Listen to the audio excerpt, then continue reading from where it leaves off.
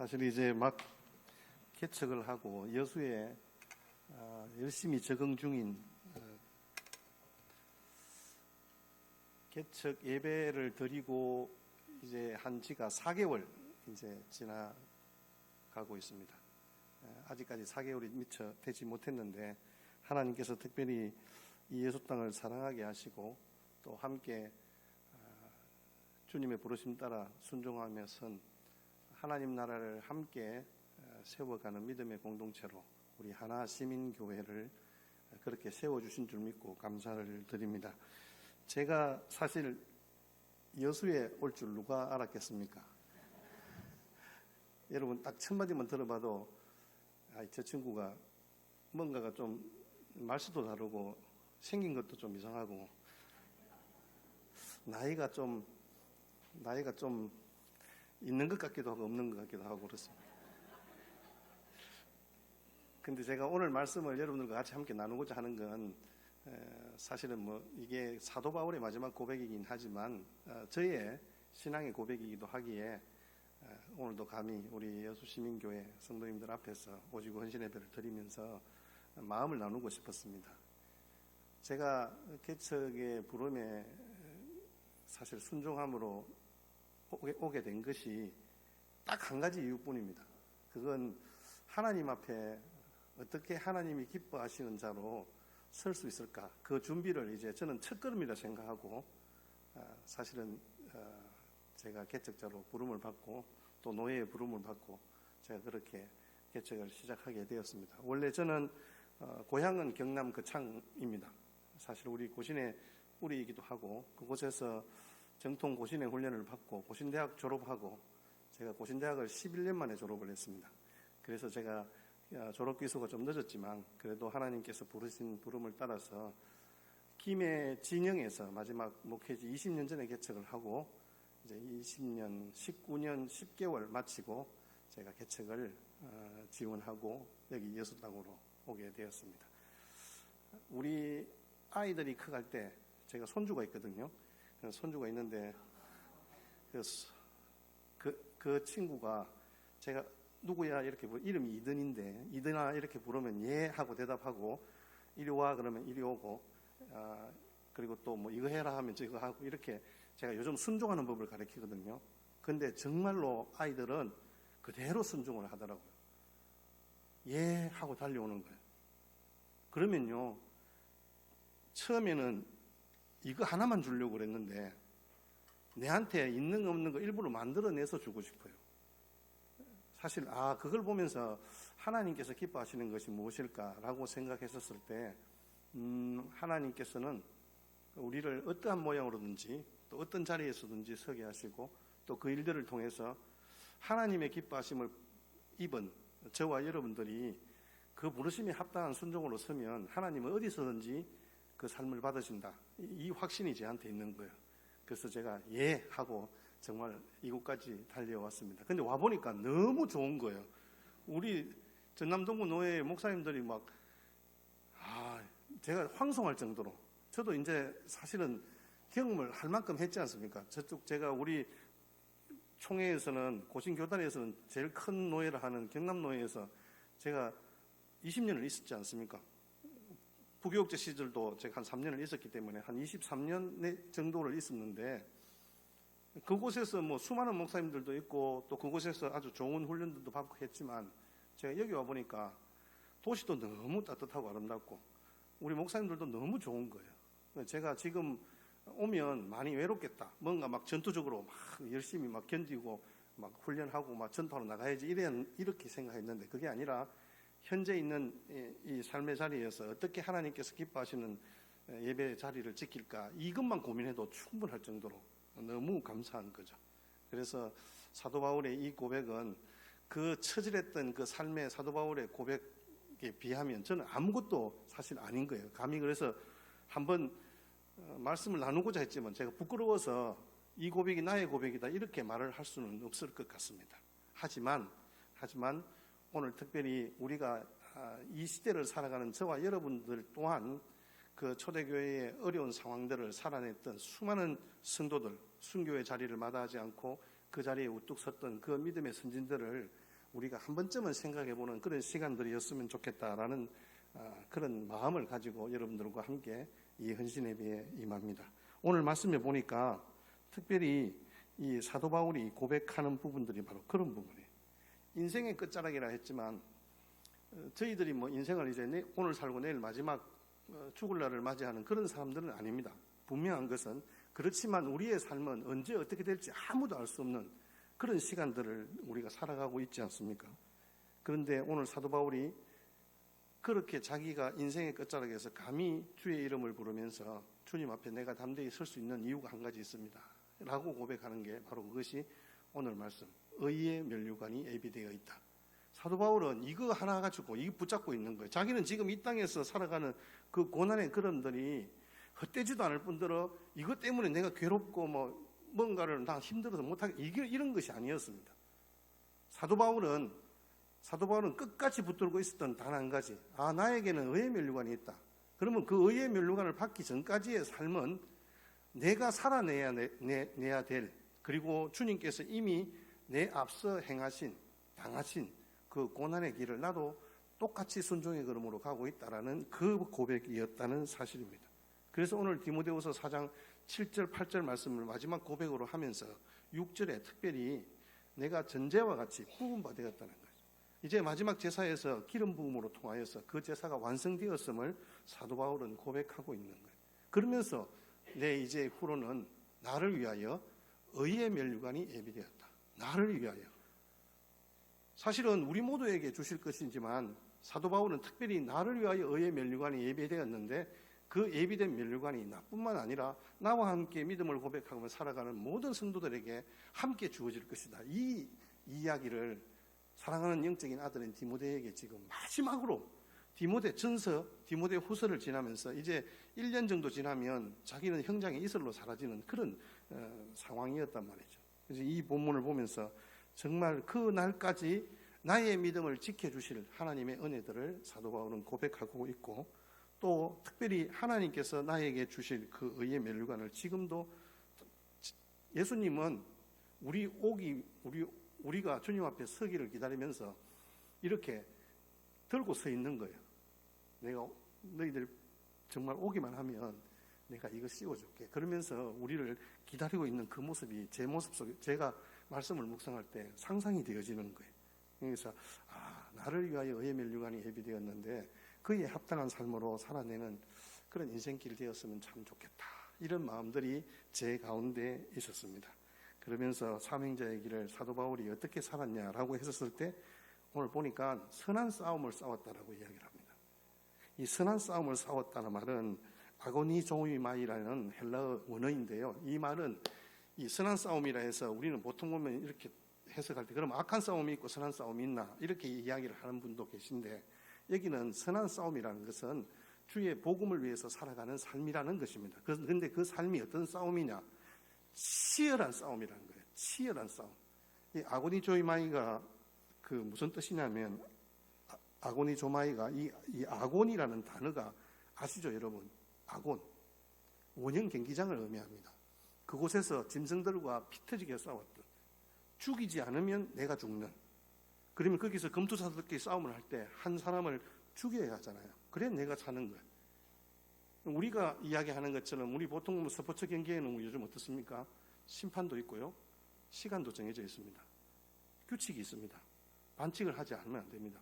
그런데 지금 이 당시에 이 싸움이라는 이 단어는 규칙이고 심판이고 시간이고 아무것도 없는 거예요. 단지 생명을 걸고 싸워내는 거예요. 저와 여러분들의 삶의 걸음이 아니죠. 사도 바울이 싸워왔던 그 싸움의 그 원뜻이 무엇이냐 하면 자기의 생명을 걸고 싸운 거예요. 복음을 지켜내기 위해서 그렇게 치열한 전투의 삶을 살았던 바로 그것이 선한 싸움을 싸웠다라는 말씀의 의미인 거예요. 이런 이 경기장에서 들어가서 딱 운영 경기장에 들어가면 거기에 수많은 군중들의 함성은 있지만 죽이라는 것밖에 없는 거예요. 자기가 거기에서 생명을 살아나오기 위해서는 상대방을 죽일 수밖에 없는. 근데 우리는 그럴 수는 없는 거잖아요. 그래서 사도 바울이 선한 싸움이라는 표현을 쓰는 거예요.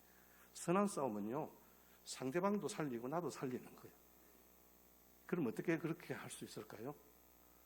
사도 바울은 이 사실들을 기억하면서 이 사실들을 염두에 두면서 자기의 고백은 그런 거예요. 주님이 죽으셨던 십자가의 죽음, 그것이 곧 이 싸움에 함께 승리할 수 있는 비결이라는 거죠.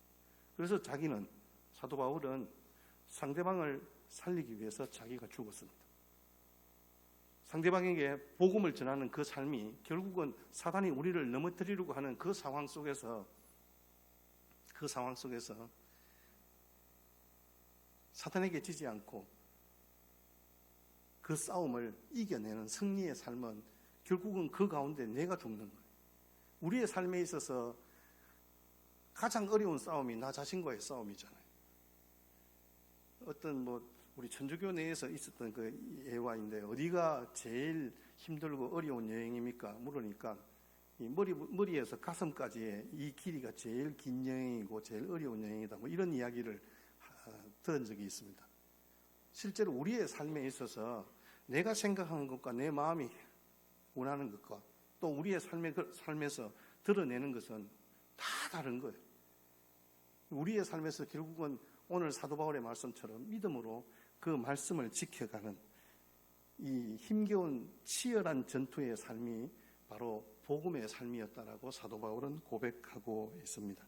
우리의 삶에 있어서 하나님께서 기뻐하시는 삶의 걸음이 어떤 삶일까요?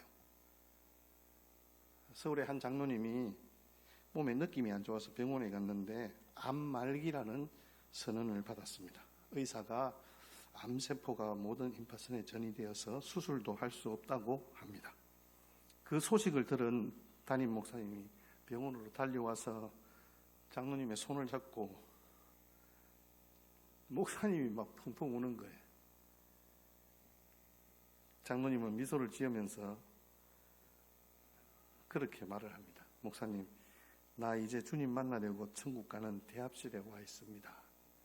장로님이 목사님을 도닥이면서 그렇게 오히려 위로를 하시는 거예요. 충분히 이해가 돼요. 제가 우리 김해 진영에 개척한 한가족교회에서 그 젊은 장로님이 갑상선암이래요. 사실은 요즘 갑상선암이 좀 위험하긴 하지만 그래도 다른 암들에 비해서는 아주 약한 거잖아요. 근데 그 소식을 듣는 순간에 제가 눈물이 쏟아지는데 멈출 수가 없는 거예요. 나중에 오히려 그 장로님이 저를 위로하시더라고요. 목사님 그거 가지고 웁니까? 이렇게 저를 위로하시던데 모르겠습니다.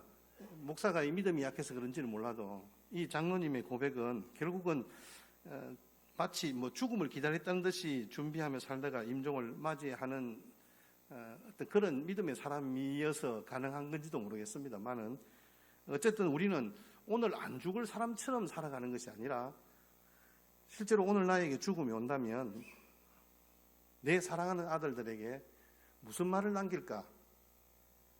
적어도 우리가 이 정도는 생각하고 준비하고 있어야 되지 않겠나, 이런 마음들이 사실 드는 거예요. 우리의 신앙의 정체성이 바로 거기에 있는 거죠. 여러분, 제가 앞으로 남은 사역의 길들은 10여 년, 그리고 앞으로 남은 어떤 인생의 삶들이 몇 년일지 모르겠지만 하나님께서 저에게 주신 길은 저는 그런 부분들이에요. 나에게 있는 천국의 소망을 그것을 알지 못하는 다른 사람에게도 동일하게 좀 전달되었으면 좋겠다라는 마음들이 제 가운데 있는 거예요. 저는 우리 가운데 하나님께서 예비하신 천국의 소망이 있음을 확실히 믿습니다. 여러분 소망을 가지시기 바랍니다. 분명한 것은 하나님께서 우리를 통하여서 반드시 이 일들을 우리의 사랑하는 가족들과 우리의 후배들에게 정말 증거하고 싶은 마음들이 있는 것 같아요. 그러니까 계속 하나님께서 교회를 세워가시죠. 남들이 그래 이야기합니다. 아니 이 시대에 무슨 교회를 개척한다고?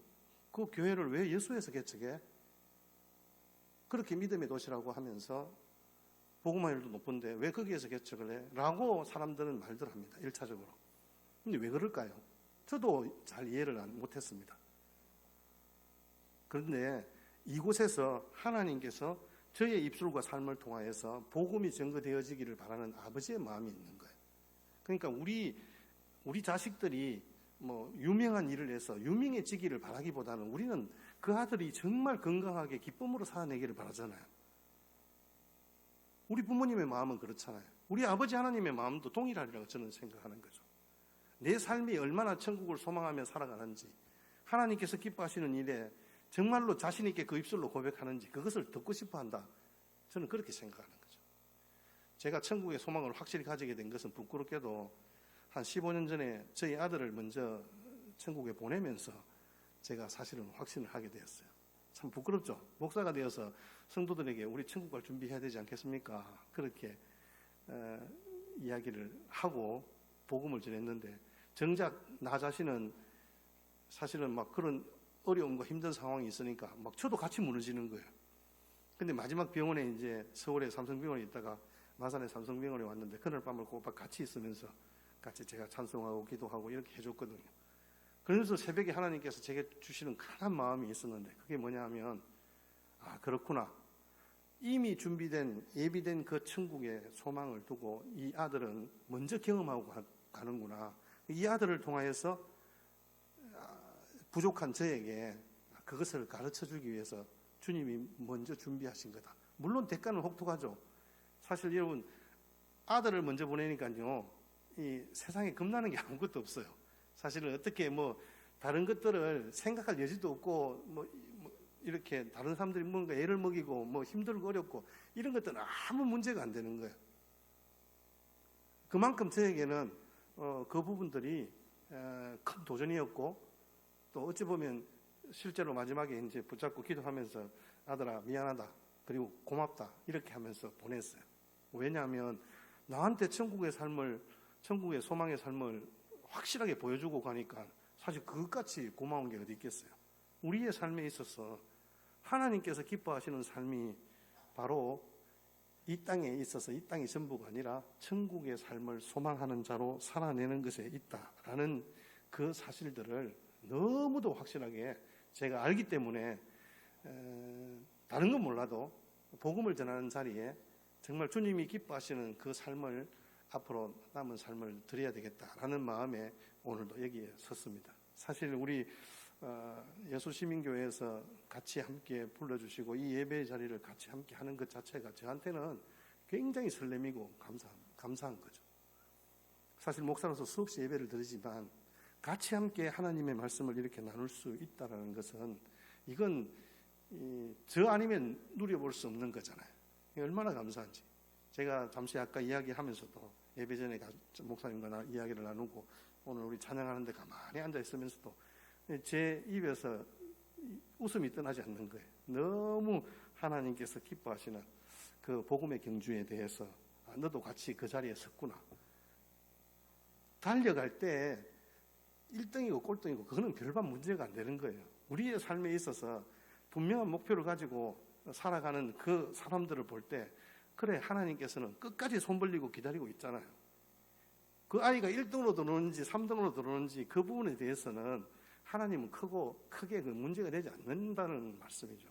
사실 우리만 거기에서 애타하고 힘들어하는 거지, 하나님께서 기뻐하시는 것은 우리가 주님을 향하여 끝까지 주님이 지키신 그 신실한 믿음의 자리를 지켜가는 것입니다. 오늘 우리 7절 말씀 다 같이 한 번 더 같이 읽겠습니다. 7절 시작. 나는 선한 싸움을 싸우고 나의 달려갈 길을 마치고 믿음을 지키.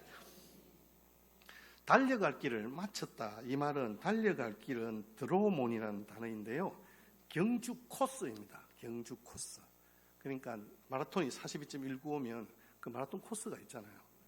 그 마라톤 코스대로 달려야 완주가 되는 것이고, 거기에 그 완주한 것에 대한 환희와 기쁨이 있는 거예요. 의의 면류관은 맡겨진 사명을 다하고 믿음의 경주를 하는 사람들인데요, 우리가 분명히 주님이 주신 그 믿음을 지키는 일에 함께 주님의 복음을, 주께서 우리에게 허락하신 그 복음을 전하는 코스를 달려가는 거죠. 그게 우리에게 합당한 삶이고 하나님께서 기뻐하시는 일이라는 거죠. 빌립보서 3장 13절 14절 말씀에 보시면, 형제들아 나는 아직 내가 잡은 줄로 여기지 아니하고 오직 한 일, 즉 뒤에 있는 것은 잊어버리고 앞에 있는 것을 잡으려고 표대를 향하여 그리스도 예수 안에서 하나님이 위에서 부르신 부름의 상을 쫓아 위하여 부르신 부름의 상을 위하여 달려가노라라고 말씀하고 있습니다. 주님이 우리를 불러 세우신 복음의 완주자로 우리를 불러 세웠다는 말씀입니다. 우리에게 사실은 장애물 경기일 수도 있고요. 우리가 느끼기에는 너무 멀다라고, 정말 마라톤 경기보다도 훨씬 더 멀다라고 느껴질 때도 있습니다.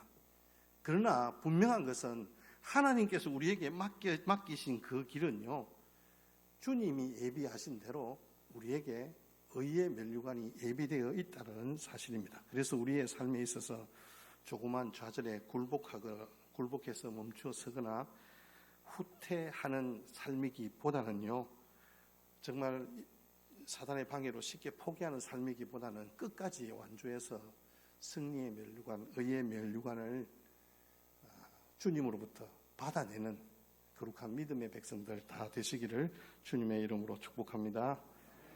분명히 목표가 있어야 되지 않겠습니까? 여러분, 제가 저쪽에 있을 때 아파트가 11층이었는데 지하 주차장까지 합치면 한 15층 정도 되는데, 근데 차를 주차하고 올라갔어요. 근데 올라가니까 엘리베이터가 고장났어요. 엘리베이터가 고장나서 걸어 올라갔는데 차에서 키를 안 가져온 거예요. 참 허탈하죠. 다시 내려가죠. 근데 여러분, 키가 없어서 문을 못 열고 다시 내려간 거는 다시 올라오면 되는 거잖아요. 근데 문제가 우리 인생이 이런 문제라면 어떻게 하시겠습니까?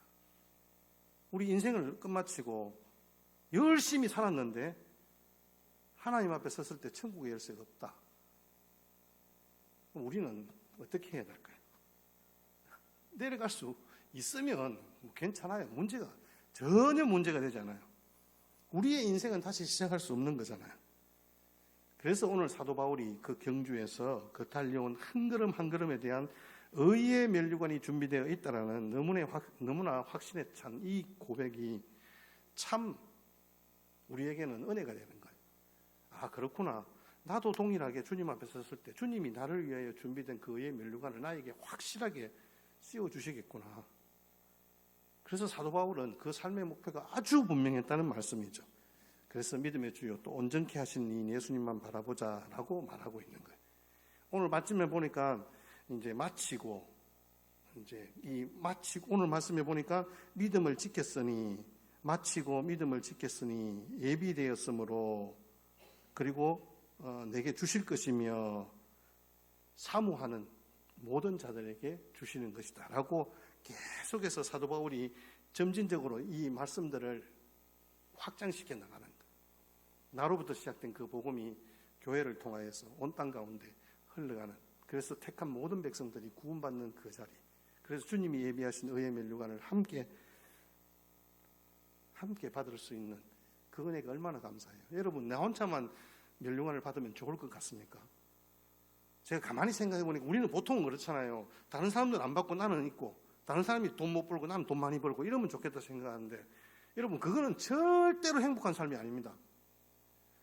그것만큼 힘든 게 없어요. 그러면요, 나중에 우리 삶에서 기쁨이 사라져요. 내가 나중에는 아무것도 못하게 되는 거예요. 근데 오늘 말씀에 보니까 주의 나타나심을 사모하는 모든 자에게 그러한 하나님의 은혜가 있다라고 우리에게 말씀해 주고 있는, 저와 여러분 함께 의의 면류관을 받아 누리는 믿음의 백성들 다 되시기를 주님의 이름으로 축복합니다. 정말 감사한 거죠. 너무너무. 그래서 함께 하나님 나라를 세워가는 믿음의 백성들을 하나 되게 하시고 교회를 통하여서 복음이 증거되게 하시는 거죠. 이게 우리 삶 가운데서 주님이 우리와 함께 하시겠다는 약속의 말씀이 분명해지는 거예요. 이사야 선지자를 통하여서 두려워 말라, 내가 너와 함께함이라. 놀라지 말라, 나는 내 하나님이 됨이라. 내 의로운 오른손으로 붙들리라라고 말씀하시잖아요. 주님이 마지막 부활 성천하실 때도 동일한 말씀을 하셨어요. 내가 세상 끝날까지 너희와 함께하리라. 주님의 그 함께 하심은 주님의 그 함께 하심은 우리의 삶에 있어서 어떠한 불합리함에도 불구하고 그 믿음의 자리, 복음의 자리를 지켜내는 것이다. 저와 같이 설교학교 공부를 같이 하는 여자 목사님이 계세요. 여자 목사님이 계신데 그 목사님이 둘째 오빠가 이제 그 병원에서 진단을 받았는데 아주 신실한 장로님이신데 1년에 막 한 150명 이상씩 전도하시는 분이래요. 근데 그 장로님이 항상 전도 대상자가 딱 정해지면 그 150만 원을 1년에 전도비로 작정을 하신대요. 150명 이상을 전도를 한대요. 그런데 그 한 대상이 정해지면 그 한 명의 대상자를 위해서 10만 원을 예산을 책정한대요. 10만 원을 예산을 책정하고 그 대상자를 위해서 일주일에 3번 이상 만나고 식사하고 친교를 가지고 전도를 하는 거예요. 근데 그 오라버니에게 폐기종이라는 아주 굉장히 무서운 병이 찾아왔어요. 폐기종은 아시죠? 예수님도 마지막 돌아가실 때 어떤 의사분이 그러더라고요. 예수님도 폐기종으로 돌아가셨다 이런 진단을 하시던데 그만큼 굉장히 무서운 병이랍니다. 대학병원에서 치료받고 난 다음에 요양병원에 장기 입원을 하게 되었는데 요양병원에서 숨을 쉬기가 힘들어서 자기가 직접 자기 돈으로 이동산소 호흡기를 사서 휠체어를 타고 병실마다 다니면서 복음을 전했답니다. 자기에게 나오는 암 진단금 가지고 그 복음을 전하는데 전부 다 사용을 한 거예요. 간호사도 그 병원에서 3명이나 전도하고 예수님 영접하고 신앙생활을 하게 했다는 거예요. 근데 마지막에 돌아가실 때 굉장히 힘들거든요. 근데 임종 예배를 드리게 되었는데 입가에 미소를 띠고 마치 자신에게 주신 믿음의 달려갈 길을 마치고 다 그렇게 주님의 부르심 따라선 의의 면류관을 쓴 이 사도 바울처럼 그런 평온한 모습으로 소천하였다라는 그 간증을 제가 직접 들었어요. 저와 같이 있으니까 직접 들으면서 그 장례식은 정말 천국 환송식이었다 이렇게 확신에 감사하면서 오히려 오빠의 장례식에 눈물을 흘리지 않고 하나님 앞에 감사하는 시간이었다는 고백을 했습니다. 이런 분을 바라보는 아버지의 마음은 어떨까요? 믿음의 길을 그렇게 묵묵히 걸어가는 자녀들을 보고 그 길을 응원하는 하나님 아버지의 감격스러운 마음이 있을 것입니다. 끝까지 포기하지 않는 믿음으로 의로우신 재판장 앞에서 면류관을 쓰고 있는 모습에 정말 손바닥에 불이 나도록 박수치면서 응원하고 계실 것입니다. 그 어렵다던 마지막 관문, 예수님의 의의 면류관. 그 면류관, 예수님은 사실은 재판장이잖아요. 재판장이면 우리가 생각하는 재판장은 굉장히 무섭고 어려운데 오히려 그 앞에서 같이 함께 춤추며 절구하는 그 모습을 보는 아버지의 흐뭇한 마음이 느껴지시지 않습니까? 여러분, 우리에게 믿음 지키게 하신 주님 앞에 서실 때 의의 면류관으로 하나님 앞에 온전히 영광 돌리고 저와 여러분들에게는 정말 내 인생의 끝자락에서 오직 주님밖에 없습니다. 주님이면 충분합니다. 오직 주님만 바라보며 살아갑니다라는 그 믿음의 고백으로 함께 승리하여 주님 앞에 서서 의의 면류관 받고 서로를 바라보면서 그때 우리 같이 함께 보고 하나님의 말씀 앞에 아멘 했지 않냐라고 서로 고백하며 격려하는 저와 여러분 되시기를 주님의 이름으로 축복합니다.